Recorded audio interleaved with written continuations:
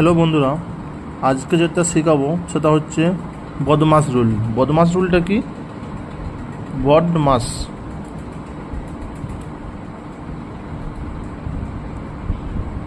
হচ্ছে বদমাস রুল। বদমাস রুল এই বদমাস রুলটা কি?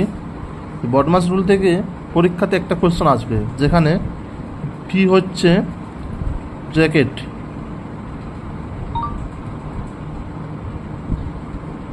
বি হচ্ছে ব্র্যাকেট, ও হচ্ছে অফ,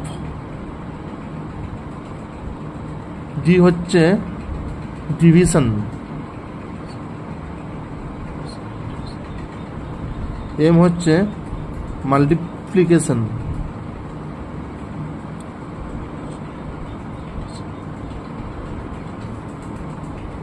এ হচ্ছে এডিশন, আর এস হচ্ছে সাবট্রাকশন।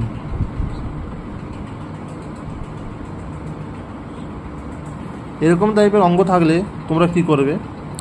প্রথমে আমাদেরকে কাজ করতে হবে, যেটা আমাদের এটা থাকবে ব্র্যাকেট, সেটাকে আগে সলভ করব। তারপরে আমরা সলভ করব ও মতলব অফ, অফ মতলব হচ্ছে এর। তারপর যদি আমাদের থাকে বিভাজিত, সেখানে আমরা বিভাজিত করব। তারপরে করব মাল্টিপ্লিকেশন মানে গুণ করব।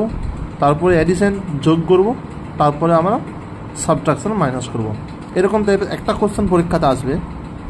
তোমরা তাহলে এখানে এই বদমাস রুলটা ফলো করলে সেক্ষেত্রে তোমাদের কোশ্চেনগুলো কোনো ভুল হবে না উত্তর করতে। Thank you.